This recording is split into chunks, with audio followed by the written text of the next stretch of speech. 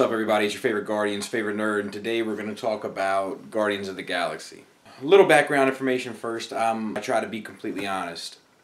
I knew that this movie was coming, I think 2 years ago was when I got word of it. My main concern was that I wasn't that familiar with the characters. I knew Rocket, and I knew Groot, and I knew Gamora, but I wasn't that familiar with the characters.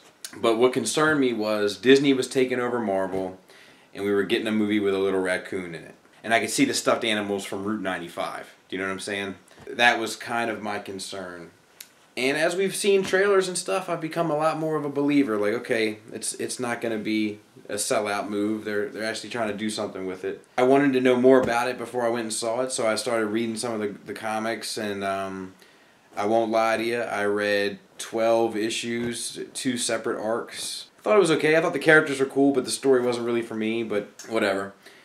And I just wanted to have that as a background. So I'm not a Guardians of the Galaxy expert, but I know a little bit. I know more than the layman. I'm by no means an expert. Just so you know, it's real. Black Sox. The good, the bad, the ugly, right? So the good, it's a fun movie. Yeah, you know, like, and it sounds corny saying that, right? But it's like, it's a fun ride. It's what people who try to defend the Michael Bay Transformer movies say, but don't really mean.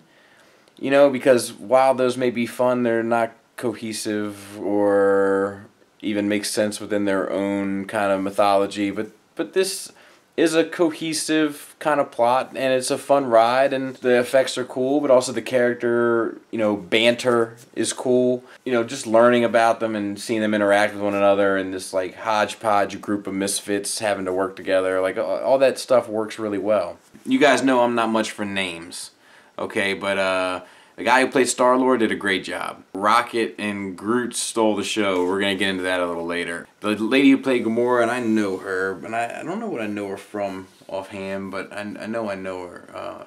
You know, she was solid. You know, and then the kind of the supporting cast was good, and the villains were good, and you know, the acting was pretty good across the board. Thanos looked good, you know, which was a bonus. It does look like that actor though. Like you can definitely see it.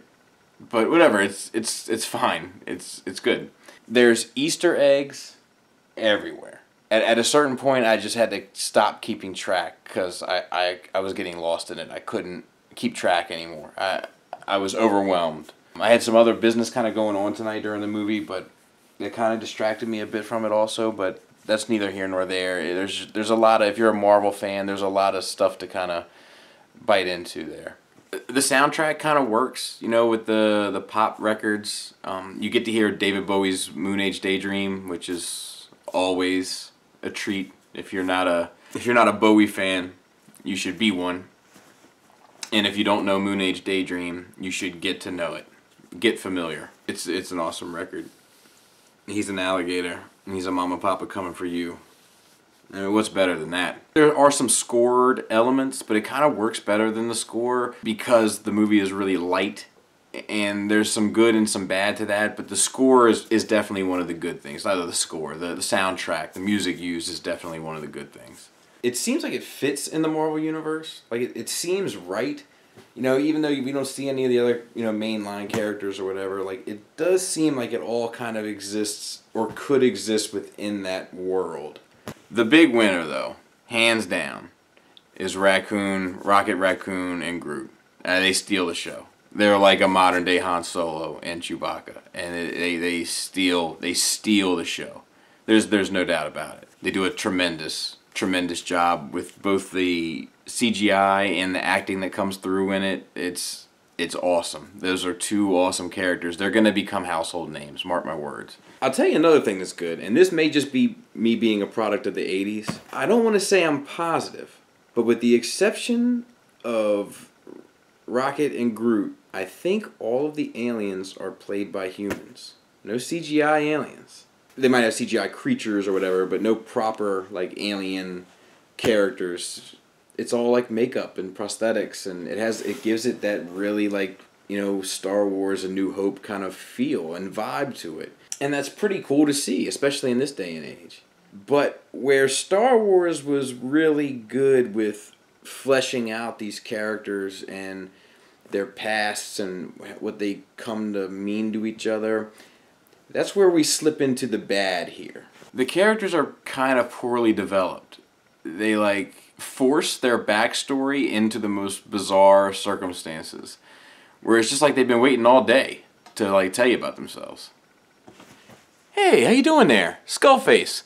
My parents were divorced. My grandmother was the center of my life, and she passed in 2007, and it's kind of been rough ever since then. Nice to meet you. What's your favorite color?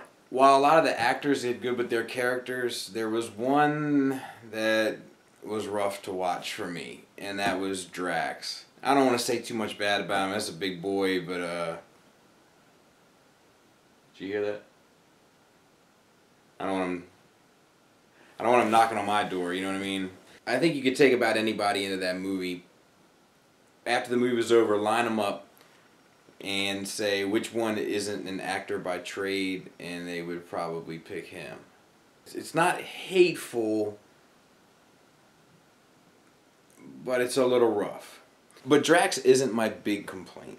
My big complaint is this. These characters, people don't know, right? They know him even less than they knew Captain America to begin with, right? They approach the movie with a real, like, tongue-in-cheek, lighthearted attitude. We're not taking ourselves too seriously. And it works. It's really successful. But at the same time, at certain points, it's almost like they're making a mockery of themselves.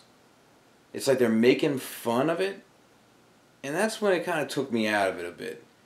You know, it's one thing to say, look, we understand that this is a science fiction piece. We understand that there's a guy named Star-Lord. We understand that there's a little raccoon running around the place. But, you know, we're going to joke with it, but we're going to take it pretty seriously. And they do that for the most part, but there's a lot of times throughout that movie where it's like, all right, haha, I get it. You know, it almost seems like, you know, instead of laughing with them, you're laughing at them. And that bothers me. That bothers me as a fan. That's my big, big, big complaint. The ugly is very minimal for me, if at all. If I had to choose a point, it would be, I try not to spoil anything in these reviews for you guys, but let's just say sometimes it's surprising what you can defeat with the power of friendship. Overall, though, I definitely dug it. I give it a 7 out of 10. That's a solid score in my book. I'm interested to see where the Marvel movies go from here. It looks like they're going to be going more of a sci-fi route, and I think that's pretty cool.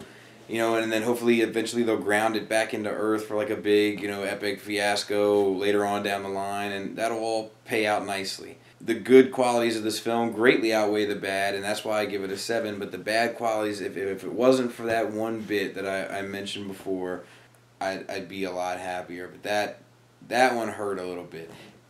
And I'll tell you, from what I've read of the comics, and granted, it isn't much, there's some lighthearted stuff in that as well.